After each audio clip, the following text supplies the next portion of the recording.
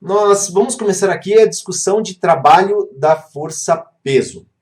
Bom, ontem eu já havia falado que o trabalho é realizado por uma força. Então, toda força que está empregada sobre um corpo, sobre uma partícula, se essa força provoca um movimento, então nós temos aí a possibilidade de existir, então, um trabalho realizado por essa força. Por que eu digo a possibilidade de existir? Porque nós podemos ter a força aplicada, o corpo estar em movimento, porém o deslocamento ser perpendicular à força. Aí o que acontece? Se o deslocamento é perpendicular à força, quando a gente tenta projetar o vetor força na mesma direção do vetor deslocamento, o que acontece? Essa projeção gera um vetor nulo.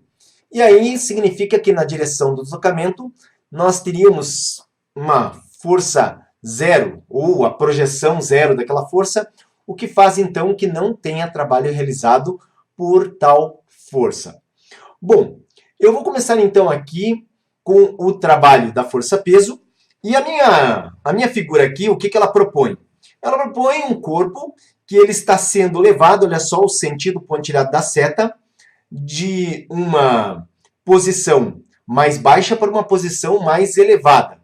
Então aqui ele sofre um deslocamento desde a sua posição inicial até a posição final, e observe que a força gravitacional está atuando sobre esse objeto, então nós temos aqui representado a força-peso. Agora, nós vimos que trabalha um produto da força pelo deslocamento, e observe que pela orientação dos vetores deslocamento e peso, onde aqui, só lembrando que peso é uma força, nós temos um ângulo de 180 graus. Então aqui eu coloquei a expressão do trabalho, força vezes deslocamento. Eu tenho aqui o trabalho, então, como sendo a força-peso. Observe que aqui o deslocamento corresponde a essa altura, se nós considerarmos aqui, então, como sendo o nível zero, aonde o corpo é elevado, nós temos, então, essa altura h, vezes o cosseno de 180. E por quê? Porque nós temos aqui esses vetores em oposição, formando um ângulo raso, ou seja, um ângulo de 180 graus. O cosseno de 180 vale menos 1, e o peso é o produto da massa pela aceleração da gravidade. Então, o trabalho é igual a menos massa vezes aceleração da gravidade vezes altura. Mas, se o corpo descer, gente, o que acontece? Simplesmente nós temos esse vetor de deslocamento no mesmo sentido do peso, e o nosso ângulo passa a ser de 0 graus. No caso, então, força de deslocamento na mesma direção, no mesmo sentido, nós temos ali cosseno de 0 que dá 1, e o nosso trabalho, então, fica como mais massa vezes aceleração da gravidade vezes essa altura h. É importante aqui considerar que o trabalho, então, ele sempre vai ocorrer quando o corpo ele é deslocado entre duas posições em níveis diferentes de altura. Tá? Duas posições em níveis diferentes de altura. Bom, agora veja. Nós também vimos na aula de ontem que trabalho corresponde a uma variação de energia. Então, não vai ser diferente com o trabalho da força-peso. O trabalho da força-peso, então, será igual a uma variação de energia. E, nesse caso, observe aqui na figura que eu coloquei, vamos explicá-la. Então, nós temos aqui um corpo colocado nessa posição 3, que seria o nível de referência. Nós escolhemos essa posição 3 como sendo o nível de referência. Tá? Essa numeração em vermelho seriam as posições ocupadas por esse corpo em relação ao nível de referência. Tudo bem? E observe que quando o corpo se encontra na posição 2, em relação ao nível de referência, nós temos aqui uma altura que eu chamo de H2. Quando o corpo está Na posição 1, nós temos em relação ao nível tomado como referência, uma altura que eu estou chamando de H1. E nós temos o corpo na posição 4, ele está então numa altura abaixo do nível de referência que eu estou chamando de H4. Observe que esse corpo aqui, ele então está sujeito à ação da gravidade. Nós temos aqui representado a aceleração da gravidade. E a energia potencial, então, atribuída ao corpo na posição que ele se encontra, então, veja só, eu estou atribuindo aqui uma energia potencial absoluta a esse corpo em função da posição que ele se encontra em relação ao nível de referência. Então, observe, começando aqui, ó, quando o corpo está na posição 3, que é tomado como nível de referência, sua energia potencial é igual a zero. Por quê? Porque ele se encontra no próprio nível de referência. Ele não tem altura alguma em relação ao nível de referência. Por isso, a energia potencial é igual a zero. Mas quando o corpo está na posição 1, levando em conta essa posição em relação ao nível de referência, nós temos então esse corpo elevado de uma altura H1, onde a sua energia potencial gravitacional seria dada então pela sua massa, multiplicado pela aceleração da gravidade, vezes essa altura H1 que ele se encontra em relação ao nível de referência. O mesmo acontece na posição 2, onde nós temos então o corpo elevado de uma altura H2 em relação ao nível de referência, onde eu posso dizer que a energia potencial aqui seria a massa, a aceleração da gravidade, multiplicado por essa altura H2.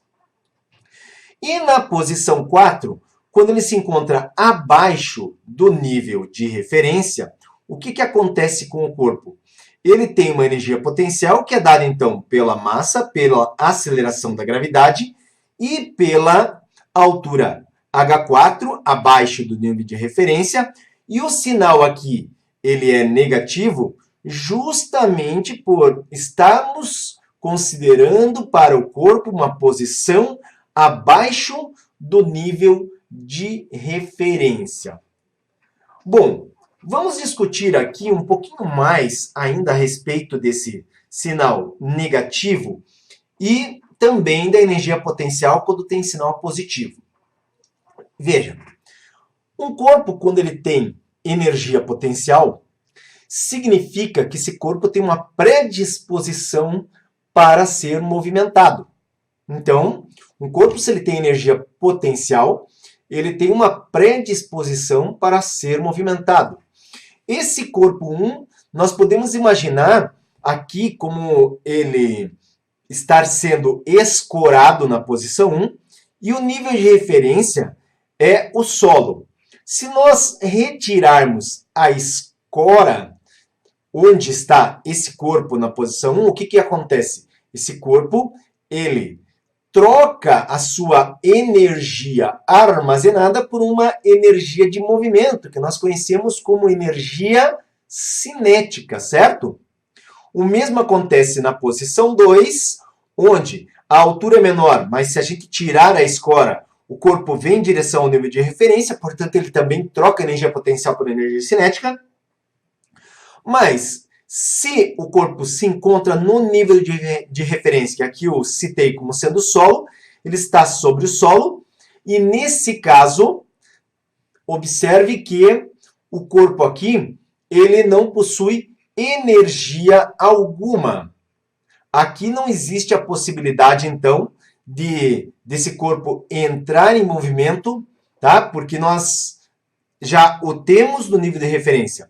Agora, na posição 4, que está abaixo do nível de referência, imagine que esse corpo, na posição 4, ele se encontra em um buraco. Aí, o que acontece? Ele se encontra num buraco. Ele sai sozinho do buraco? Pense um pouquinho nisso. Não, ele não sai sozinho do buraco, certo? Um objeto está ali no buraco, ele não vai sair sozinho do buraco. Aí, o que acontece? É preciso, de algum modo, fornecer energia, colocar uma energia adicional para resgatá-lo desse buraco tá? E trazer para qualquer altura. Mas observe que aqui não existia uma energia armazenada. Houve a necessidade de entregar de alguma forma uma energia que tirasse o corpo dessa posição.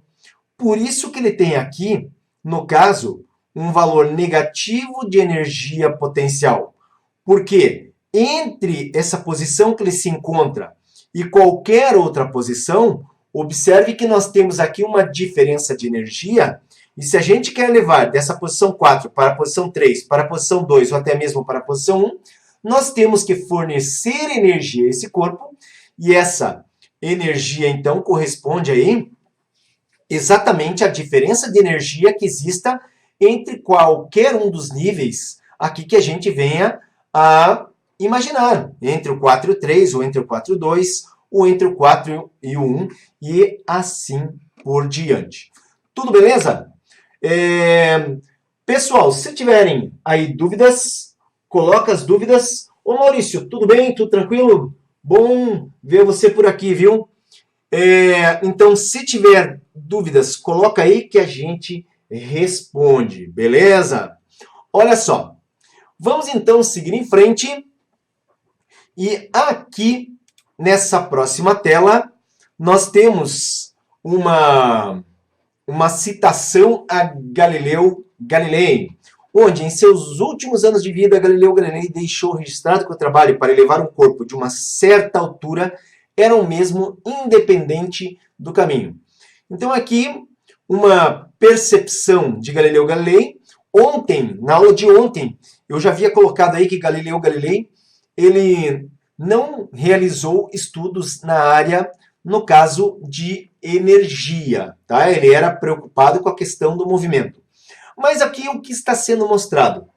Que se eu pego esse corpo nessa posição inicial, olha o sentido das setas, e levo esse corpo para essa primeira posição, ou para a segunda posição, ou para a terceira posição, observe que eu tenho aqui desenhado nos pontilhados trajetórias diferentes, onde a primeira aqui é retilínea, a segunda é retilínea, mas nesse caso oblíqua, e eu peguei uma terceira aqui que é toda curvilínea.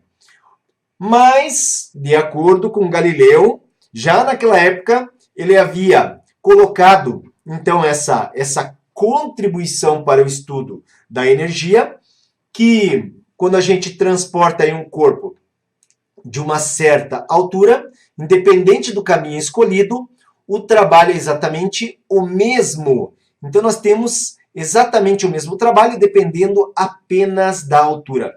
O que faz com que nós tenhamos aqui a ideia de que o trabalho da força-peso é um trabalho conservativo e, portanto, a força-peso é uma força conservativa. Olha só, nesse caso aqui, nós temos um trabalho representado por menos mgh. O h seria a diferença de altura aqui entre esses níveis, tá? E o negativo corresponde, então, aí a nós temos uma oposição entre o meu vetor deslocamento vertical para cima e o vetor peso vertical para baixo. Por isso, do sinal negativo. Mas aqui vale, então, a citação de que o trabalho positivo sempre vai ocorrer quando o corpo desce verticalmente e o trabalho negativo sempre ocorre quando o corpo sobe verticalmente. Você precisa aprender física? Então veja como essa tarefa pode ser muito fácil. Acesse no seu computador, smartphone ou tablet www.physicainbox.com.br. Lá você vai encontrar vários assuntos para estudar. Escolha um assunto. Dentro de um assunto, observe que nós temos vários conteúdos. Escolha um conteúdo para resolver questões online. Escolha uma alternativa. Verifique a resposta. Legal! Essa questão você acertou. Vamos para a próxima? Escolha novamente uma alternativa. Ah, dessa vez você errou. Mas nós ajudamos você com um vídeo que mostra a resolução. Vem para o Physica Inbox e comece a estudar agora mesmo. Aqui você aprende física.